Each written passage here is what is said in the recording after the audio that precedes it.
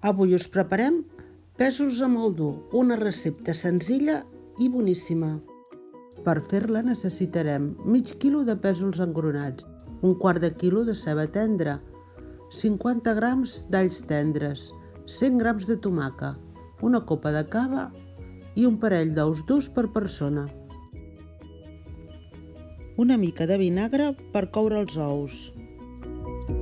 Per la picada, julivert, 10 ametlles torrades, un gra d'all, aigua mineral, oli d'oliva verge extra, sal marina i pebre. Comencem per pelar i picar la ceba i els alls tendres.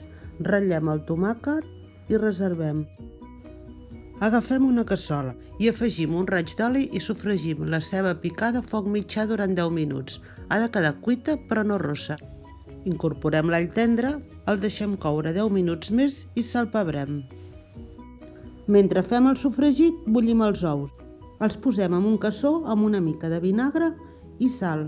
Els deixem coure uns 8 o 9 minuts. Així ens quedaran un punt cremosos. Passat aquest temps, els refredem sota l'aixeta, els pelem i reservem.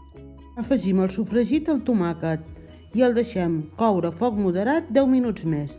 Quan faltin 5 minuts per acabar, mullem amb una copa de cava i el deixem reduir. Posem els pèsols a la cassola, els barregem bé amb el sofregit, salpebrem i afegim l'aigua mineral bullent, poca, no cal cobrir-los. Tingueu en compte que els pèsols també deixaran anar aigua. Tapem la cassola i deixem coure els pèsols a foc mitjà durant 5 minuts. Si cal, rectificarem de sal. Preparem la picada amb l'all, les ametlles, el julivert, l'aigua mineral, triturem i ho afegim a la cassola. Incorporem els ous. Tapem la cassola, esperem un minut i ja ho podem servir. Aquesta és una recepta de la Carme Ruscalleda. I com totes les receptes de la Carme, els temps de cocció són molt exactes. I ja el tenim, un plat de primavera boníssim que us recomanem. Esperem que us hagi agradat. Si és així, no oblideu donar-nos un like.